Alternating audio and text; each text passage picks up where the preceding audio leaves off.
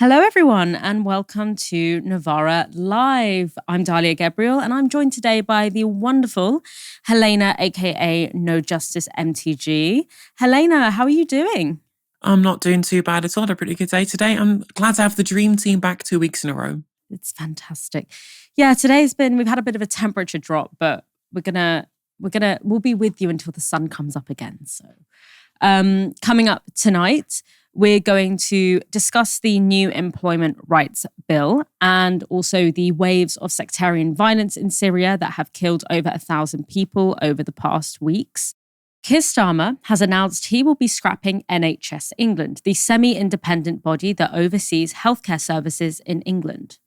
The move comes as part of what Health Secretary Wes Streeting describes as bringing the NHS, quote, back into democratic control. NHS England was created in 2013 by then Conservative Health Secretary Andrew Lansley under the guise of giving the NHS greater independence. It operates as a quango, a quasi-autonomous NGO, meaning it is funded by the taxpayer but is not controlled by central government. It works with the government to agree priorities, including how NHS money is spent, and then is responsible for implementing them, meaning it reports to the government but has operational independence. However, following Starmer's announcement, the functions carried out by NHS England will now be fully reabsorbed into the Department of Health and Social Care. Both Starmer and Streeting claim the move will cut back on red tape and save money.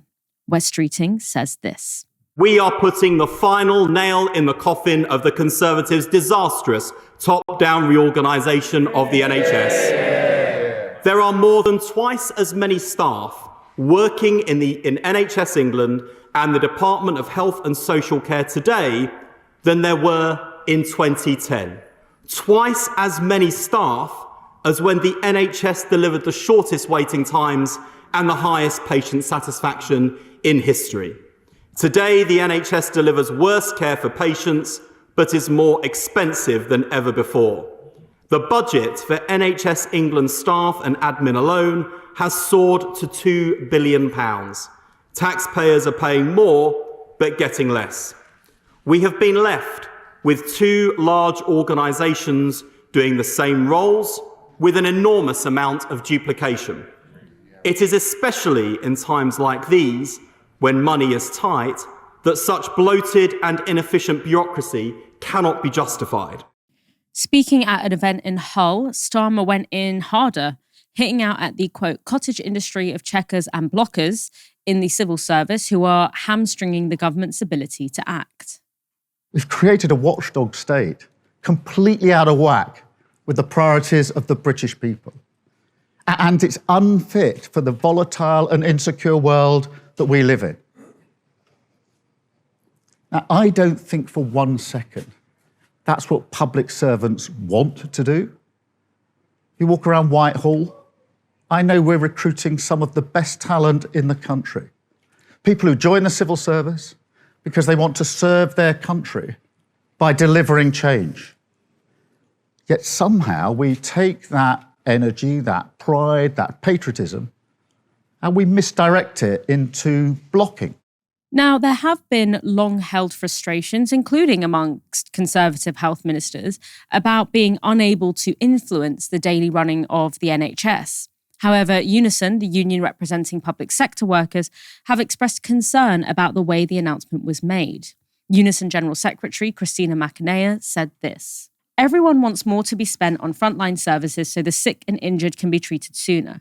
But this announcement will have left NHS England staff reeling. Just days ago, they learned their numbers were to be slashed by half.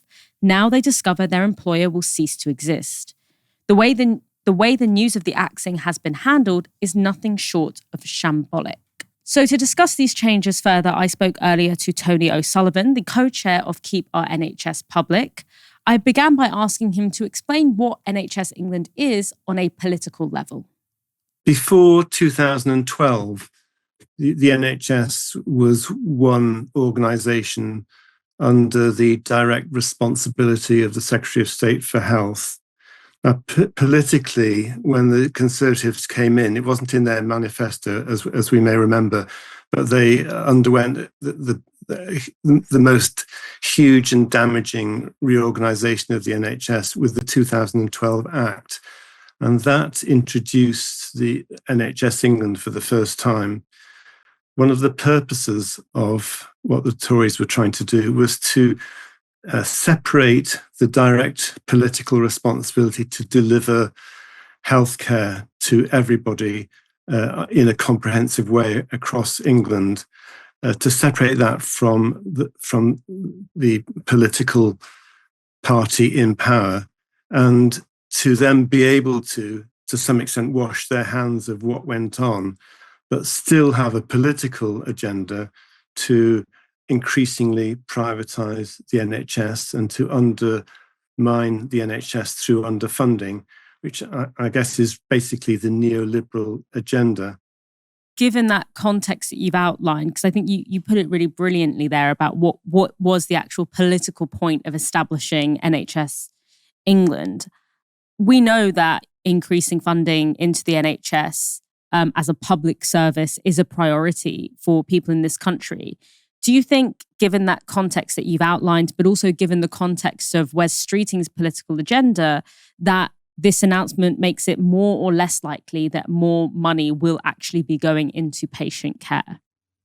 The gap between what Labour was promising us for the NHS and what they are now saying that they will deliver is enormous. We all were probably very glad to see the back of the Conservative government, but for 14 years of underfunding according to need, according to expanding population, increasing age demographic, and increasing needs of the population, and a huge amount of increasing ill health, including since COVID, of course, the gap in funding is truly tremendous, so that think tanks like the King's Fund and Nuffield Foundation regard the underfunding to be equivalent to 30 or 40 billion pounds per year over the last 10 to 14 years. And if you add that up cumulatively year on year, that is why the hospital ceilings are falling down, that the primary care centres, 25% predates the NHS being set up in 1948. That is why it runs on over 120,000 vacancies, which they have not filled, partly to save money and partly because they have failed to have a workforce plan that meets the needs. So the Conservatives handed over a truly awful situation to Labour. But Labour, it should be in their DNA to promise to protect, restore, and rebuild the NHS. And I'm afraid that is really what they're failing to do. In relating to that as well, when you talked there about in January when Wes Streeting and Keir Starmer appeared to open the door more to increase privatisation of our NHS. The point of abolishing NHS England, that, as according to Wes Streeting, is to democratise the NHS, to bring it back into state control. Should we be concerned that given the previous measures implemented by Wes Streeting and his relative openness to using the private sector in the NHS, should we be concerned that giving him the fact that this is giving him more direct control over the NHS, with all of the problems that come with NHS England, should we be concerned that him having more direct control over the NHS could mean an acceleration of the integration of the private sector into the NHS? It's a real dilemma. As campaigners, we campaigned against the acts that ruptured the responsibility of the Secretary of State for providing care. In one sense, he's taking that back now, and taking back a huge amount of power. But he's also threatening to sack 10,000 people that are actually helping the running and the management of the NHS, both in national structures and in local structures, and turning the integrated care boards, of which there are 42 now around the country, turning them into mainly commissioning agents, i.e., the bodies that contract out the NHS services, either to the NHS or, alarmingly, to the private sector. Now, on the one hand, I can say the Secretary of State should be responsible for the NHS, and in acting out his or her duties, he's responsible to Parliament, and Parliament is responsible to the people in subsequent general elections. So in a way, that's right. But if we have a bully who thinks he can bully his way to get his agenda pushed through, and he's got several actors from the Blair era in post now, as I'm sure you know, but Alan Milburn was Secretary of State back in the early 2000s, and Paul Corrigan and Penny Dash was an international operative for McKinsey, an advisor to several governments, and now she is going to be chair of NHS. Oh, actually, she's chair of NHS England. It's going to be abolished. So what am I talking about? But if he takes ultimate control and his agenda is to drive through greater partnership with the private sector, then we are really worried. And yet, on the other hand, it's very clear who we should be challenging. Rather than managers in the NHS England structure, we have a direct political challenge to us. Can we take the arguments to central government, who they've taken back control, they've taken back responsibility, and we have to make them answerable for the mess that they may be about to create in the NHS, even worse than it was before. Yeah, so sort of theoretically, it's good to have an elected official be more directly in control of the NHS, but the problem is when those elected officials aren't listening to the thing that people have clearly said that they want, which is a public and well-funded NHS. I mean, the last question I have is referring to the kind of the managers and the things that you said about that. I mean, a lot of people that I know who work in the NHS, including lots of members of my family, are frustrated with the kind of increasing power and money that is held by management consultants, many of whom have never actually been healthcare workers before. What do you make of Streeting evoking these sort of anti-bureaucracy, anti kind of bureaucrats talking point in this context, given that sort of broad dissatisfaction for management consultants in the NHS? I used to be a paediatrician, and in the 2000s, when the money came back in to the NHS, we suddenly were beginning to provide a really excellent service, for example, in my area, for disabled children. And our teams of therapists expanded, and our ability to provide families with the support that they needed was there. That has significantly been damaged over the last few years, but it's so easy to blame managers. And of course, there's all levels of managers. There's hugely well-paid top managers who are actually putting through a political agenda. But the NHS is one of the biggest organisations in the world, 1.4 million people, and it actually cries out for good managers, managers hopefully with an NHS background, or at least an NHS commitment and a commitment to publicly provided services. If those managers are told to contract out their services, to make health services compete one with another, or a health service compete with the private sector, and all their time goes into monitoring and contracting services and trying to cut money, rather than working with local authorities and the population to what the needs of the population are, and working out how we can best serve the needs of the population with a very good and responsive health service. That should be the job of NHS managers.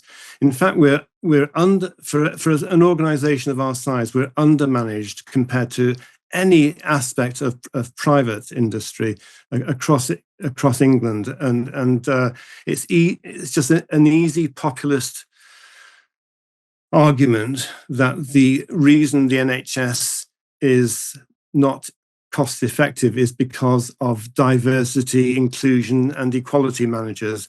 The people like Julia Hartley-Brewer on Talk TV, and they love that kind of stuff, and it's shockingly close to Trumpery.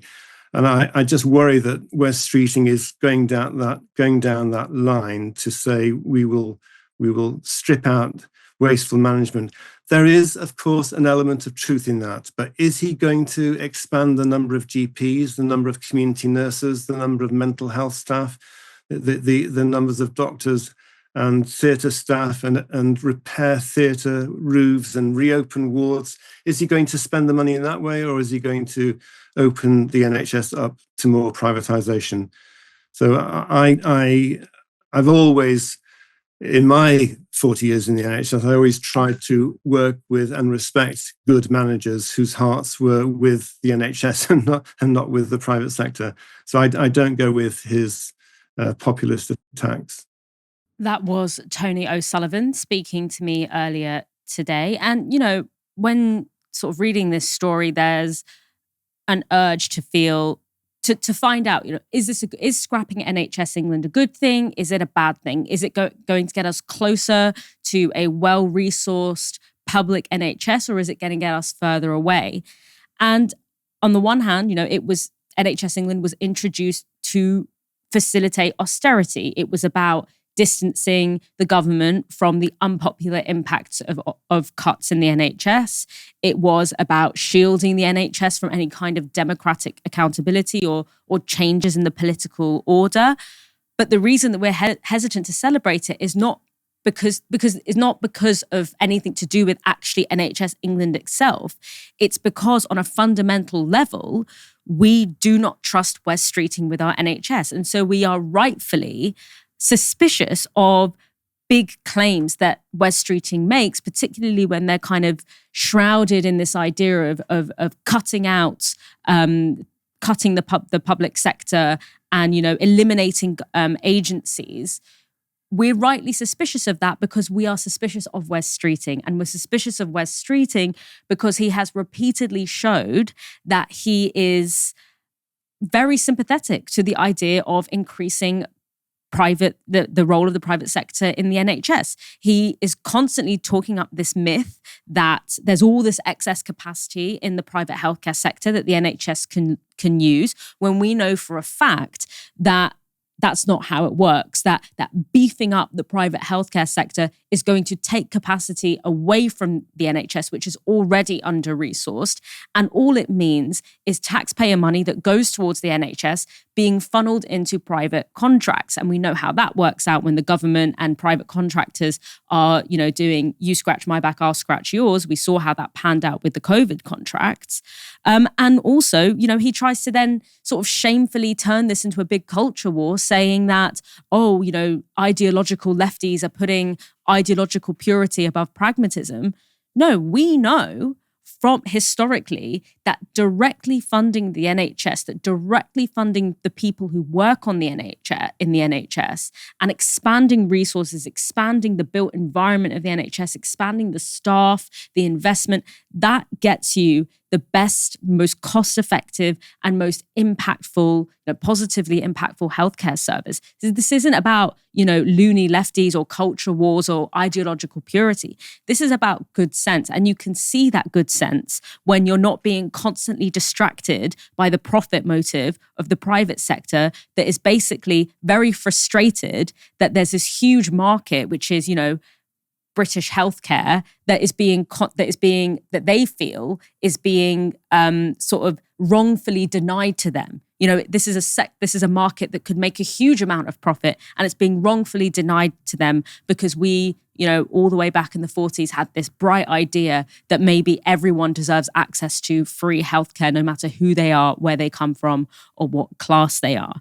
That is a huge thorn in the side of the private sector. And unfortunately, people like Wes Streeting are consistently hearing the false victimhood of the private sector in his ear, and that is what seems to be guiding him. And that's why when we see something like something that is so key to the austerity of the NHS against the NHS being dismantled, we can't confidently say this is going to lead to the things that we want happening to the NHS: more funding, keeping it in public control, because we don't trust the man who is steering the ship.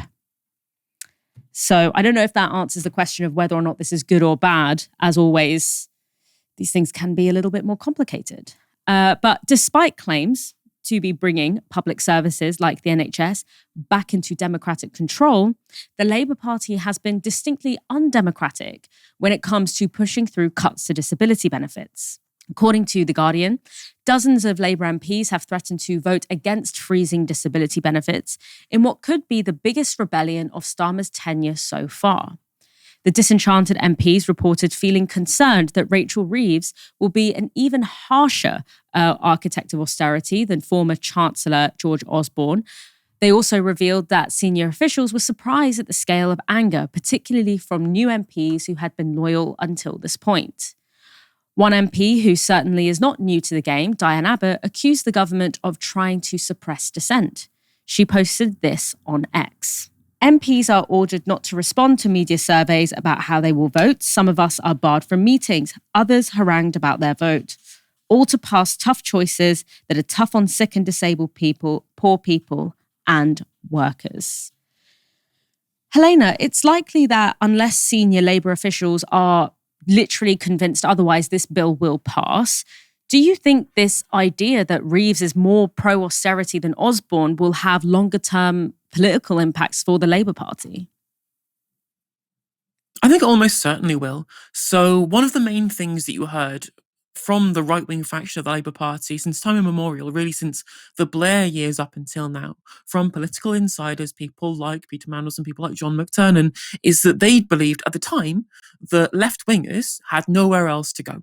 You know, in first past the post, there is nobody else that people can support other than the Labour Party if they want to protect the most vulnerable.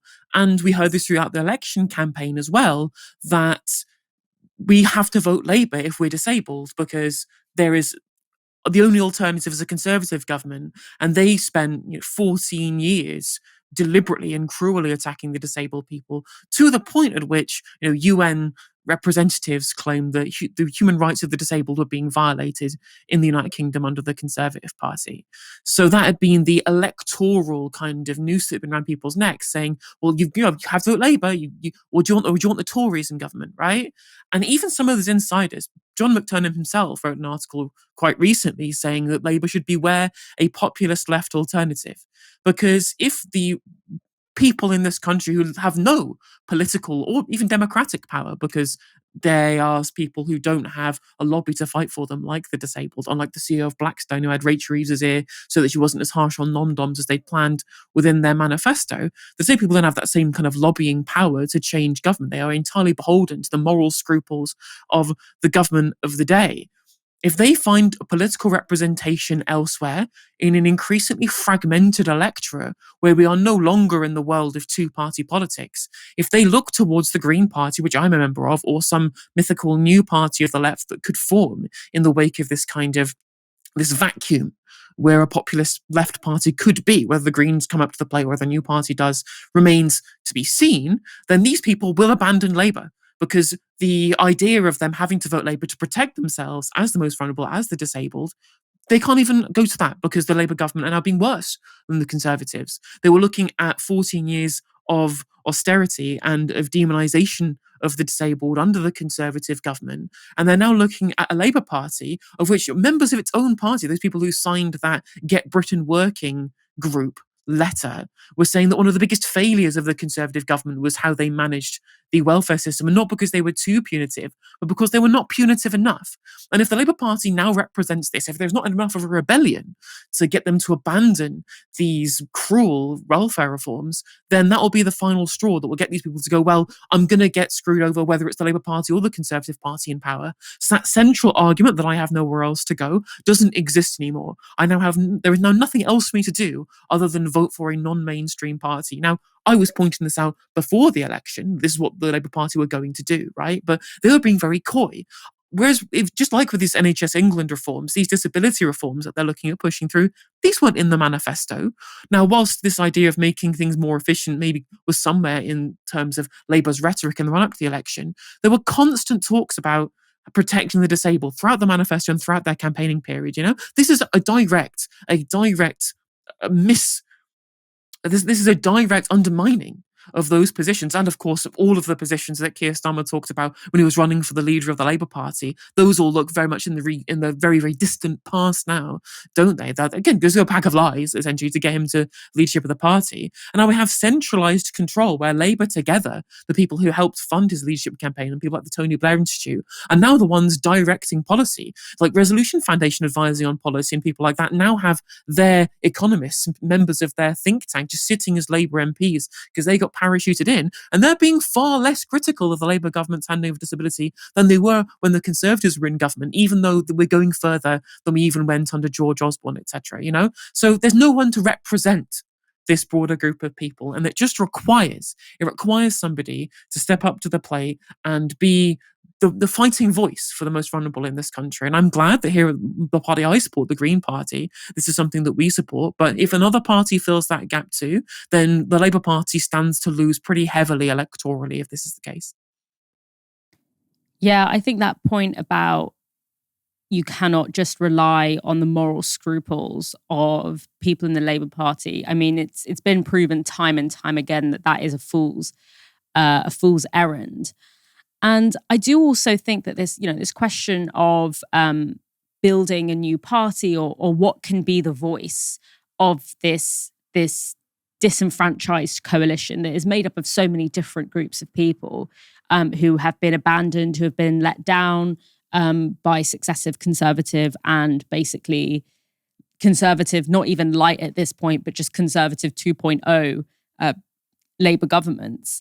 And it's about, the energy has to be towards building power and building leverage that can be taken away if basic lines are crossed. And to me, the question of, should this be a new party? I think, look, it's really, really, really difficult to have a party, to set up a party that wins elections in the first past the post system that we have. That doesn't mean that there aren't ways that you can use the party form to create forms of power. I mean, UKIP is a perfect example of this. UKIP has never won, despite throwing all its resources at it, has never actually won an election in Britain. It's won European elections, but it's never actually had a seat in the Houses of Parliament. And yet, you could argue that UKIP has been one of the most influential, specifically Nigel Farage has been one of the most influential forces on British politics of this century. I mean, they achieved what was felt unimaginable sort of 10, 15 years ago, which is leaving the European Union. And so there's a question of, can that form of power without seats be achievable for the left? Because let's remember, let's not forget, one of the things about UKIP is that, and Reform as well, which is kind of its descendant, is that it is deeply aligned with power. It's deeply aligned with political and with economic power, at least. And so it's the kind of institution that can be very easily bankrolled and resourced by the very, very wealthy.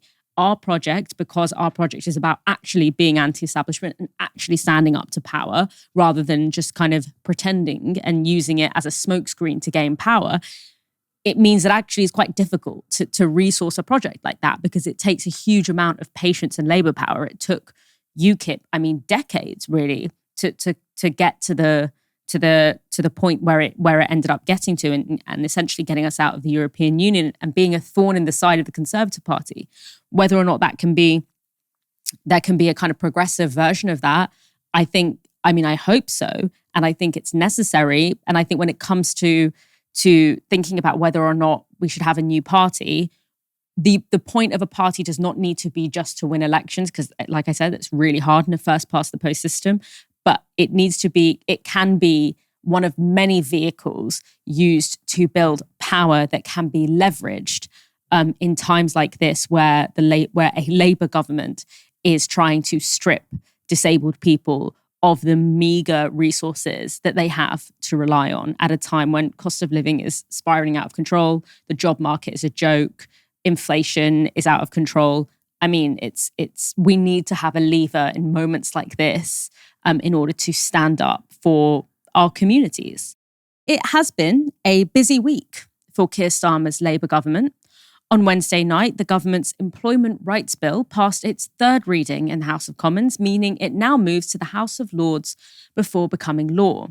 Announcing the news, Deputy Prime Minister Angela Rayner posted this on social media. Big news, Claxon. The House of Commons has just passed our Employment Rights Bill. This will deliver the biggest upgrade in workers' rights in a generation. This government is delivering for working people. #MakeWorkPay. But is the government delivering for working people? The government is said to have come under intense lobbying by business to water down the bill, with business bigwigs darkly warning of unintended consequences of reform. The version that's now passed through the Commons managed to hang on to most of what it initially promised, and that's largely down to Britain's unions holding the government's feet to the fire. If it becomes law, it will grant day one rights for 9 million people against unfair dismissal. Workers previously only had that protection after 2 years of employment. 1 million low-paid workers on 0 hours contract will also get the right to a new contract, and parents will gain paternity leave allowances. The unions have said that they're happy with the bill that's now moving to the Lords. Unite's General Secretary Sharon Graham said this: "For decades, workers' rights have been pushed down the agenda. This is the first time in a generation that workers' rights have been taken seriously." The bill also contains a provision to stop employers interfering with collective bargaining. Previously, employers could flood bargaining units by employing workers on temporary contracts to make it harder for the organisers to reach the 50% turnout required on ballots. That's exactly what's happened with some of the GMB's attempts to unionise Amazon workers in the UK. If the bill becomes law, employers will face tough penalties for those kinds of underhanded shenanigans. The TUC's General Secretary, Paul Nowak, said this: "Corporate bully boys like Amazon throw everything at trying to stop workers from having an independent voice at work. This bill will help to stop this sort of egregious tactics." Now, that's all well and good, but one thing that's still missing, and that was a key part of the pledge made to workers by Jeremy Corbyn's government, well, potential government, is sectoral bargaining. This would allow workers to collectively, across a single sector, rather than a single business or enterprise, campaign to improve conditions like pay. Because Britain doesn't allow sectoral bargaining in most sectors of work, 60% of British workers have no access to collective bargaining. And a new pledge by the government suggests some are going to need it. Science and Technology Secretary Peter Keir has said civil service jobs will be lost as the government pushes for AI to be used to increase efficiency. Now, many civil servants are already unionised, and union leaders have reacted with alarm to what some see as the British government emulating Elon Musk's Project Chainsaw in the US. But what happens in the public sector will happen in the private sector too, where unions have far less of an impact. According to the Tony Blair Institute, AI could displace up to 275,000 private sector jobs a year in the UK at the peak of its adoption, leading to between 1 and 3 million job losses by 2050. In a report published last year, the Institute wasn't too worried, though, saying this: "A common lesson is that AI is likely to increase the dynamism of the labour market by prompting more workers to leave existing jobs and start new ones." Sounds an awfully lot like what they said to the miners in the north of England. Deindustrialization Mark II. There's no point in prompting people to leave a job when it gets taken over by a machine and saying, go on, go forth and prosper, when there's no job market to walk into, and there's a slashed social and welfare state to catch people who are going to fall as a result of these rapid industrial changes. And the question, of course, is, do these people in these institutes and advising in these ways have any idea what it means to leave an existing job and start a new one? What if, for example, you don't have the time or the money to go and get new skills, or you're a part-time worker because you have kids to look after, or you live in a town that only offers the kinds of jobs that AI threatens to replace, or you're not Tony Blair and you can't walk in from making a dog's dinner of one job into, you know, a multi-million-pound speaker circuit and little think tank that's telling all the workers that they just need to calm down and it's okay that they might lose their jobs because, you know, it's just going to strike the secret entrepreneur. It's going to stimulate creativity because we know that losing your job overnight is, you know, great for the older creativity and economic prosperity. Helena, what do you make of those 2 cents from the Tony Blair Institute? Do you feel reassured? Well, the problem with the Tony Blair Institute is that whilst Tony Blair markets himself as an evangelist for the powers of artificial intelligence, and believe me, I'm incredibly skeptical that the current levels of AI or the machine learning that we have, is it anywhere close than it needs to be to replace like an actual real human in the civil service, right? Tony Blair talked before the election, the TBI, who directly influenced the Labour government on policy, were directly saying that we should be able to replace civil servants with artificial intelligence. I don't have any confidence that that's something that artificial intelligence can do. But you know what? I am certainly open to this idea of creative destruction, as Schumpeter called it, which is this idea that you can replace something that is unproductive with something that's more productive, and then the labour market will compensate and the broader economy will compensate and be able to create openings with the extra productivity that creates for someone to move into something that's better, you know? That's a reasonable assumption to be able to make, but that involves AI being good enough to actually do those things in the first place, which I fully believe that it isn't. The second part of that, of course, you know, is that when it comes to this creative destruction, what are we destroying, you know? Like, what are we actually going to get rid of and replace with AI? Because all of the stuff that I think is fine to replace, the things that are low skilled, that are menial, that people don't want to do, but have to do because they need to be able to earn a crust. And this extra productivity could go into something that's higher skilled and provide the taxable income and revenue to be able to have the industrial policy or the educational policy to be able to train someone and employ someone through strategic public funding into new industries that are better, that are more skilled, that are higher paid, that gets people out of these things that we replace with AI. That's not what's happening, is it? That's not what AI is currently replacing. The current people who are being replaced with AI are artists and creatives. And we already know what this government's approach is to the artists and creatives being defended from their livelihoods being stolen by AI. And of course, the human beauty that this art would create being stolen by AI and replaced with absolute nonsense slop, just like will.i.am wants to do with his AI music. He was a speaker at the Tony Blair Institute's conference last year too, may I remind everybody. And these are the things that AI is actually going to be replacing. And Keir Starmer was asked directly about this at the liaison committee in December and couldn't actually answer once in a way that was about actually protecting creatives in this country from having their livelihoods taken over because all of their data has been stolen and scraped by the machine learning algorithms to be able to pick apart their creations to put some identikit slop together to be able to make cheap revenue for capitalists, you know? So there are definitely two sides to this in terms of so much automation. Like, I'm not a kind of an ideological Luddite. Some level of automation will lead to creative destruction, and jobs of the recent past will get replaced with more productive ones as the old ones get automated, right? I'm not necessarily against this. But if this is going to happen, there needs to be direct, and I mean direct state involvement in training and a just transition, just like we should be doing, for example, with our energy sector. It's absolutely fine to say, there will be some people who will lose their jobs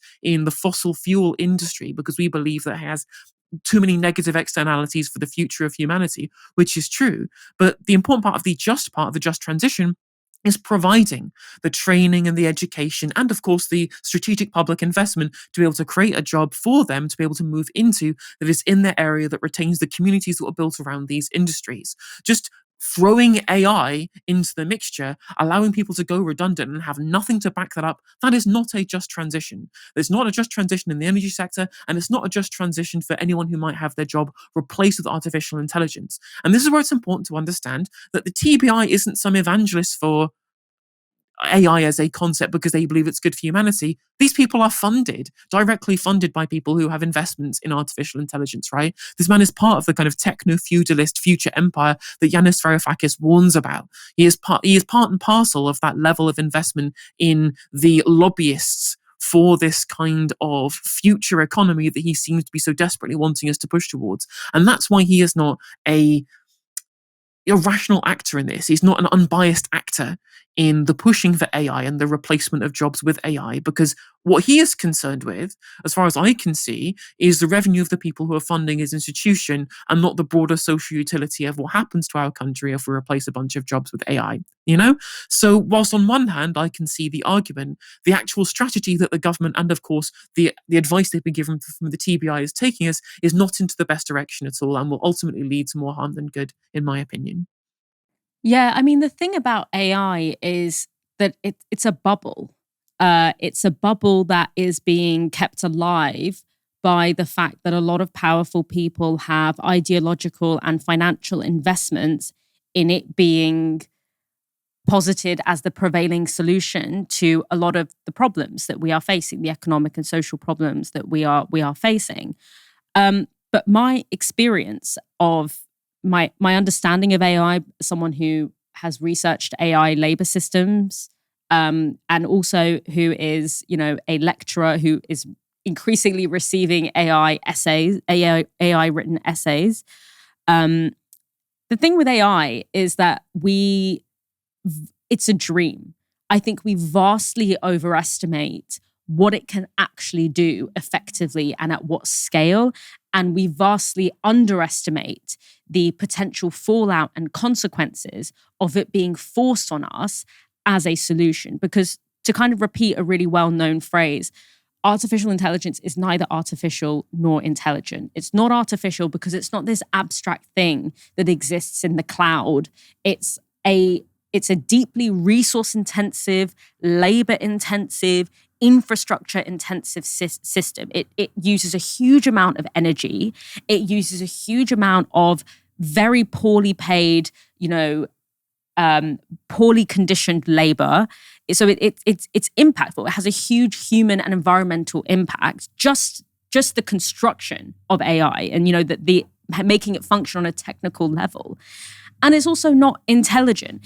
What it's good at is mimicking the information that humans give it. It doesn't have the ability to reason and adapt with the actual what we would actually understand and call intelligence that humans can harbor.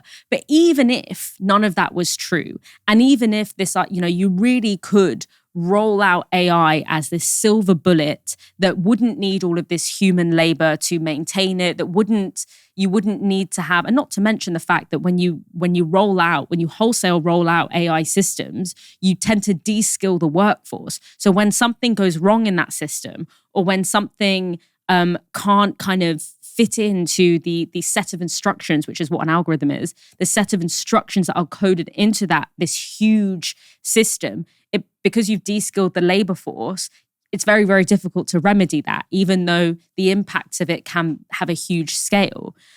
But even if none of that was true, and all of these problems and the ways in which the promise of AI does not actually match how AI exists in the real world, you cannot have such a huge transition like this without any industrial strategy to pick people up who are going to fall out from that system. Because all you're going to do is have another version of one of the worst crimes that happened against working class people in this country in the latter half of the 20th century, which is deindustrialization. You cannot allow this to become a precursor to the wholesale abandonment of workers with no social and welfare state to pick them up and no respectable job market for them to walk into. Because to me, ultimately, like AI, it's not just a technical and political and economic question. It's also like a spiritual question. It's like, what is the point of human society existing? And to me, the point of human society existing is creating and is looking after one another and is being a human society, and the idea that we're going to enter into this realm where, people have been abandoned by the state, they have been dispossessed of their jobs, and, they only have access to Will.i.am AI music. I mean, just like, what's the point of being alive? That's the question that we should be asking. So, I mean, yeah, the speculative bubble around AI concerns me on a financial level, on a political level, a social level, and on a spiritual level. And that's my polemic. Just 6 weeks after Ahmed al-Shara, previously known as Jalani, assumed the office of Syrian president, waves of violence broke out on the country's western coast, leaving more than 1,000 people killed. The province of Latakia is the heartland of Syria's Alawite population and an offshoot of Shia Islam. And while Alawites are a Syrian minority making up just 10% of the country's population, deposed Syrian President Bashar al-Assad, as well as many of the former regime's political and military elite, belonged to the sect. The latest round of violence began last week when forces allegedly loyal to the Assad regime carried out a series of attacks on the new government's security forces in the region, leaving several soldiers as well as at least 4 civilians dead. The attacks were described as, quote, coordinated and premeditated by the country's defense ministry. Le Monde reports this on what happened next. To quell this unprecedented rebellion, the Damascus authorities sent in reinforcements. Local residents came to support them, and thousands of fighters from Islamist groups, including the pro-Turkish factions of the Free Syrian Army, came from Idlib, Aleppo, and even Deir el-Zor, and calls for jihad were broadcast in mosques. Many, it seemed, answered that call. Military personnel, as well as other Islamist combatants from across Syria, flowed into Latakia, leading to violent clashes between government and rebel forces as the two sides fought for control of the area. That fighting soon spread throughout the province as government forces drove the rebel fighters back. At the same time, civilians tried to flee the area and came under increased assault by the militias who had responded to the new government's call for reinforcements. The violence has also caused the mass displacements of Alawites from the region, with hundreds of families crossing the Nahr el-Kabir River into Lebanon for safety. Now, the footage of the violence and murder inflicted on civilian Syrians by government-aligned fighters in the region is too graphic for us to show. According to the Syrian Network for Human Rights, the massacres undertaken by groups affiliated with the new Syrian government were, quote, retaliatory and sectarian in nature. They involved field executions, extrajudicial killings, and the mass murder of civilians, as well as rebel fighters who had surrendered. Thamin al-Khitan of the UN Human Rights Office told the BBC this. In a number of extremely disturbing instances where entire families, including women, children, and individual hors de combat, were killed, with predominantly Alawite cities and villages targeted in particular. So hors de combat refers to captured combatants who are injured or who have surrendered. According to many testimonies collected by our office, perpetrators raided the house, asking residents whether they were Alawite or Sunni before proceeding to either kill or spare them accordingly. Some survivors told us that many men were shot dead in front of their families. Some of the carnage left behind is shocking, like these scenes filmed in the village of Al-Shir in Latakia province, where 13 bodies dressed in civilian clothing were left lining the road where they'd been killed. It wasn't just fighters associated with the government's security forces who attacked civilians. This is from the Syrian Network for Human Rights reports.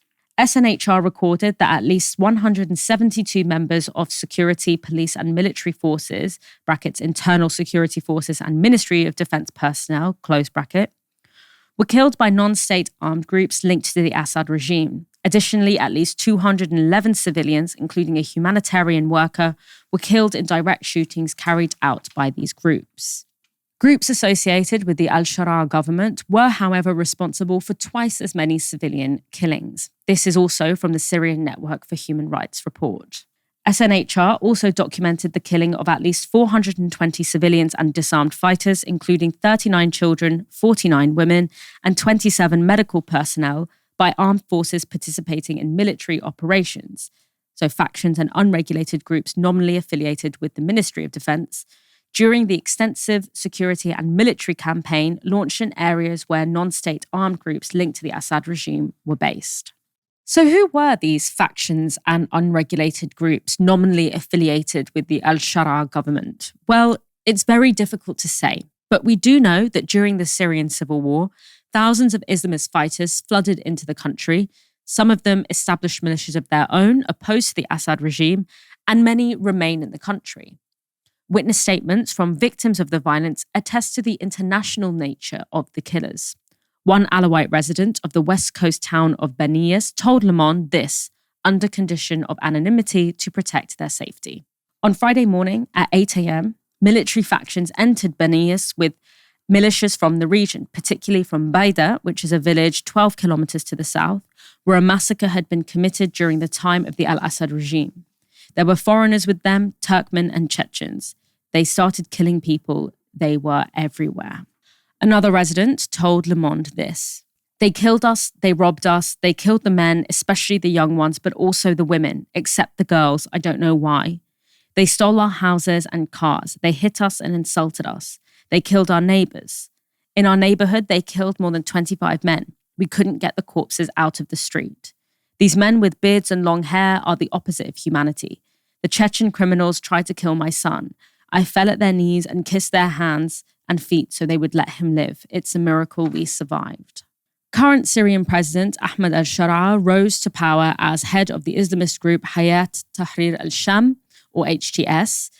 HTS itself is an offshoot of Al-Qaeda and led a loose coalition of Islamist groups acting against the Assad government. Many of the government's security forces are drawn from those groups.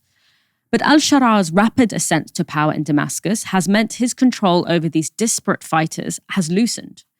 Speaking to Reuters after the worst of the violence, al-Shara said this. Syria is, as we have confirmed, a state of law.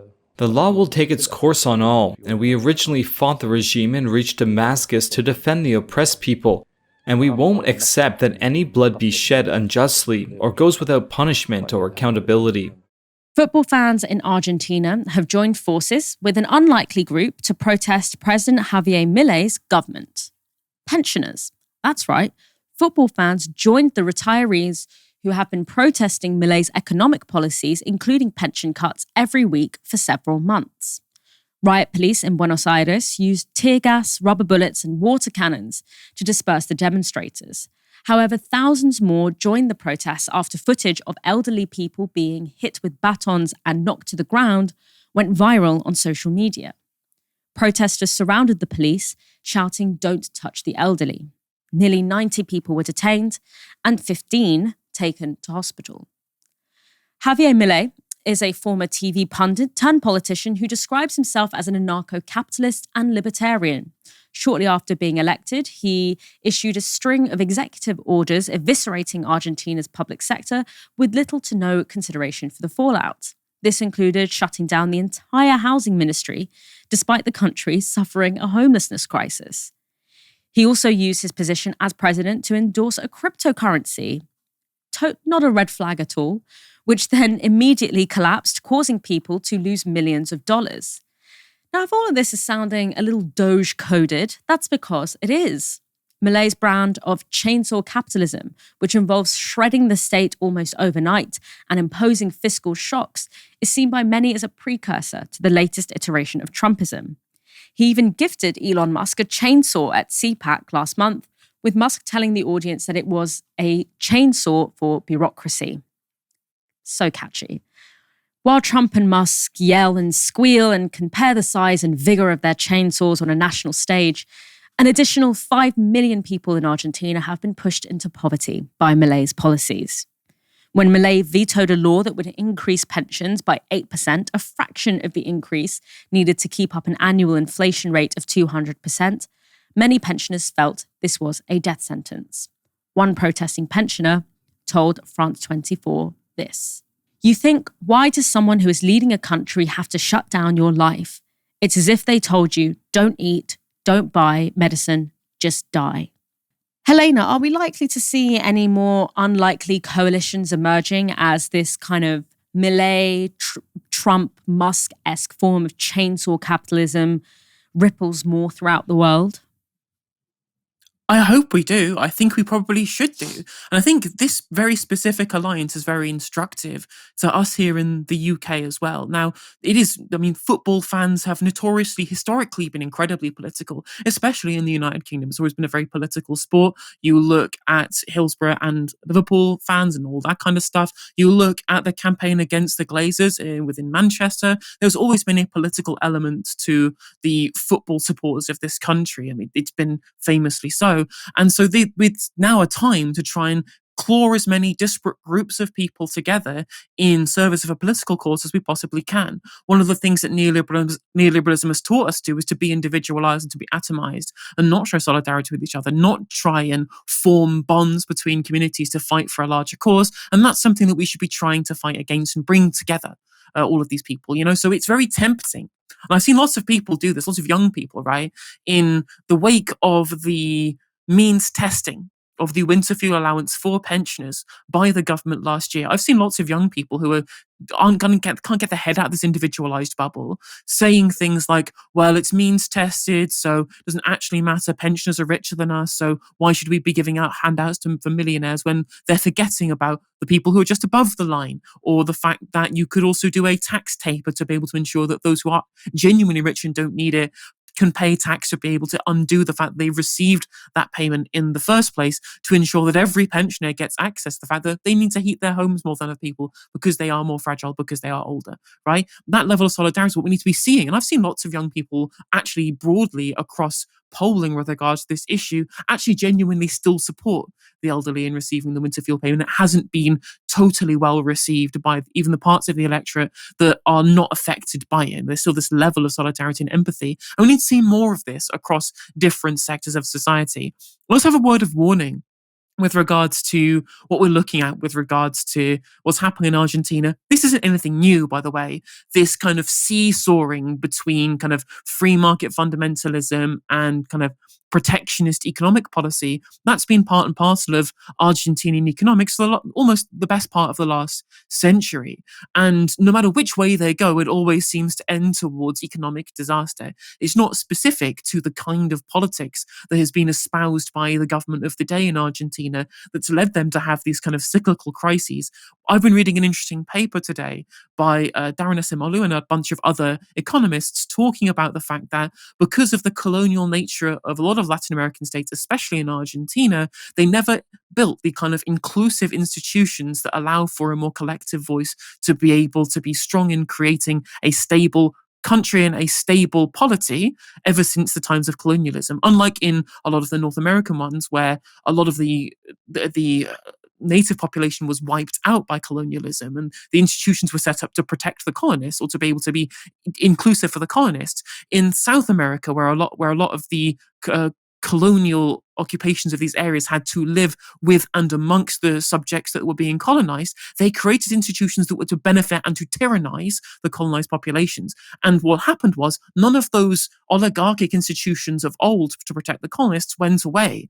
And so you never had an inclusive economy, you never had a properly democratic countries in South America. And what this led to was centralized and cyclical power relations where the people at the top continued to amass power and to be able to self-reify that system over time. What are we seeing in America now? We're seeing a centralized control in the hands of an oligarchy. We are seeing a complete desecration of institutions and of democratic norms to try and centralize power in the hands of the richest and the most elite and the most misanthropic elements of American society. Now, this is not necessarily anything kind of broadly different to what American society has had for definitely the last 50 years since Reagan. It's certainly an acceleration of it towards something that is transparently anti-democratic. Will this be good for regular people in America? Of course not. They're looking at cutting Social Security just in the way that Milei is right now in Argentina, almost certainly along the same kind of lines. And this won't just be bad for the American kind of democracy in the short term, it'll be bad for the American economy in the long term, as that kind of centralized power, as we've seen with the history of Argentina, is very, very difficult to dismantle. And that will have long-term consequences for everybody, and not just in America, but the world over. This is why the maintenance of democracy as a fundamental institution in a country that is representative and inclusive is the most important part. And we're seeing this being frittered away in America, and it could come to Western economies next.